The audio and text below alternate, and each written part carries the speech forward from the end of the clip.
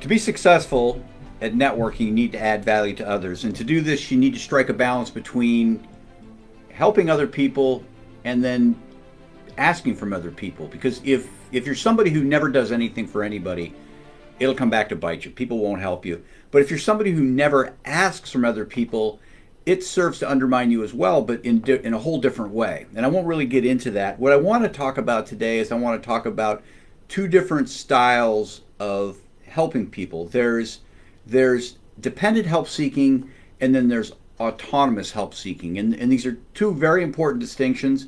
In fact, there's a lot of research out there on these two distinctions. Dependent help seeking is asking others to generate the end result for you. It's asking others to generate the end result for you. Autonomous help seeking is asking others to empower you to get the end result yourself. And so, what I want to I'll draw a distinction here. Really simply, we've all heard this. A dependent help seeking ask is, give me a fish. Give me a fish. That's a dependent help seeking. Give me the end result. Give me a fish.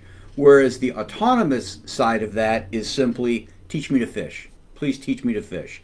And that's the autonomous side of it. Now, that's an example I think we all get our heads around, but if you stop and listen to people, you will see the different types of styles that are out there. For example, if somebody says, hey, promote my podcast, well, that's really kind of a dependent help-seeking ask. Do what I need, give me the end result. Whereas if somebody sits you down and says, could you help me find ways to promote my podcast, that's a autonomous help-seeking ask. Another one would be, hey, could you donate $50,000? I'll just come up with a number, $50,000, so my not-for-profit can run its charity program this summer. That's a dependent ask. They're asking for the end result. The autonomous ask would be something along the lines, hey, could you help get me networked with strategic partners so we could put on this program this summer? It's an important distinction between the dependent help-seeking ask and the autonomous help-seeking asks. And again, there's lots of research out there on this. I mean, actual research that's done at university level. And if you stop and think about it, people are going to rally around the autonomous ask. And think about the give me a fish ask.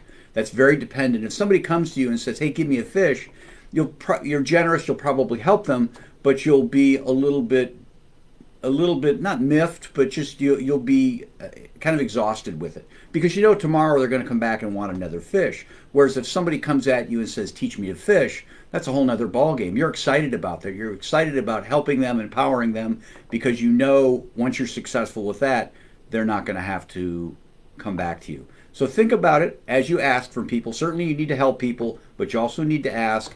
And when you do ask people, be sure to make sure as much as possible that your asks are autonomous in nature.